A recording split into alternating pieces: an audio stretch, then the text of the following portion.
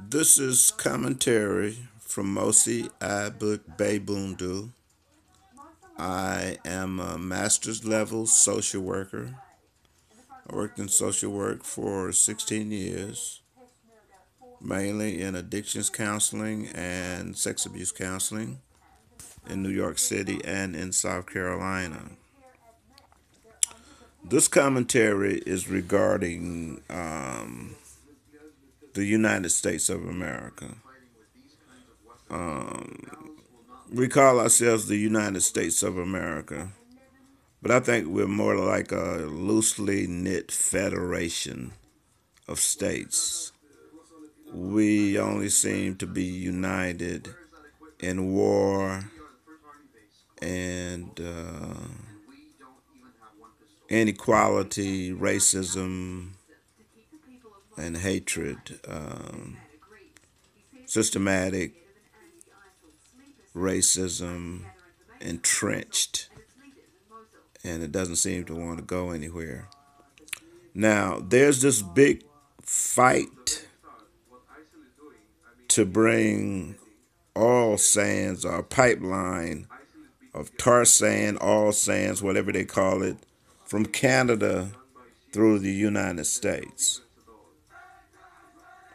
That's going to be sold overseas somewhere. We won't benefit from it. Probably a few jobs. And I think they say we'll refine some of it. But it's real dirty and dangerous. California is in a drought, the desert. Some of the Midwest, you would think that the Midwest is drought area. Um, Arizona, other parts of the Midwest. So if they can pipe dirty oil, why can't they pipe water from flood areas? They can design catch basins for runoff water from mountains or wherever if they have hard rain, and they can build pipelines to areas that don't get rain. Even in California, it was just on the news that there are parts of California, rich areas they call them, where they have plenty of water, lakes and streams, and they don't have any water concerns. So to me, it's conceivable that they could build pipelines toward the south and the east, even toward Arizona. I mean, they don't have to give the water away. I doubt whether they'll give it away. They can sell it. So if they can build oil pipelines, why can't they build water pipelines?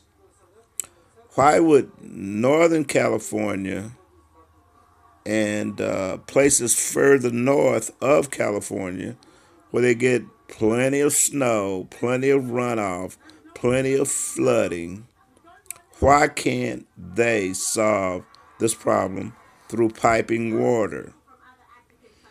I've heard a long time ago that water would be more precious than gold at some point, and it seems like we're getting to that point. The Army Corps of Engineers is responsible for most of the flooding we get. It's responsible for what happened to Katrina. It's responsible for what the flooding that occurred in the Midwest in the 90s when I was in New York. So the Army Corps of Engineers needs to get on the job with some local engineers and smart minds and do some things that could alleviate droughts, flooding, landslides, and the like. I don't know if they could do much for people who love to live in flood zones. They know they're going to get flooded, and they won't move. They rebuild, and we have some kind of protection insurance that helps them do that, even though we know that they shouldn't be living there. That those places they should move somewhere else. So it's ridiculous to support those people and living in areas where they know they're going to be flooded. But my whole point is stop being saying you're the United States of America and say, hell, we're just a loose federation. We have these differences, regional differences. We don't talk alike. We don't think alike. We don't have the same interest, and so we aren't united. We aren't even united in war. We have poor people that have no other options that want college to go to college. They want to travel, so they join the military. They're mercenaries and they're fighting and dying, while the rich and avoid that. So it's an uneven contribution to even the military safety of this country. And that's a whole nother topic for me. And militarization of the police. And Obama militarized the police hundredfold more than George Bush did. And I guess he know. I mean, unless he's going to move to Hawaii, his daughters are going to be traveling around this country at some point in this militarized police country. And they should also know that all these killings, basically, over the last 6 years, are really proxy killings of Eric Holder and Hussein Obama, Barack Hussein Obama. Yeah, that's it. Barack Hussein Obama. They don't have the courage to try to do anything to them, and they better not, cause I'll be in that fight if they disturb one hair on Holder or Obama's head. So they can't get to them. So they are killing off other black people, and there are many ways that they're killing black people in this country. When they passed the Affordable Care Act, they were crying about, oh, they're going to be death panels and stuff. And, well, they already have death panels. They have death panels for black people. And they're killing us in very incendiary ways. And I'll have a discussion about that when I get a chance, or when I set a date for it, or when my muse tells me to do it. They're killing us in the pharmaceutical and medical businesses.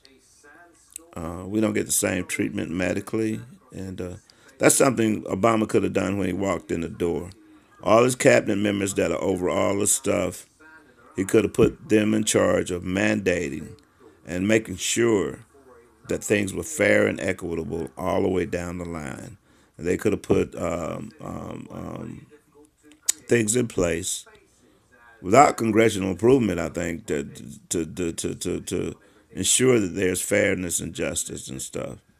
But I will get into the topics about how systemically they're killing black people. It seems that the Ebola treatment could cure white people, but it can't cure black people. We know that they can engineer stuff that's specific to certain genetic codes and stuff like that, and they're doing it. Black people always seem to have a subtype of an illness or disease that a drug that they have can't treat. Why is that? This is Mosi Abe Bundu, MSW, social worker, aka Sugar Bear, radio DJ in the past for a while, and DJ still up until this point. I need to get back into that. I love music, any kind of music, just as long as it's grooving. And at some point, you'll get to realize that about me. Ciao.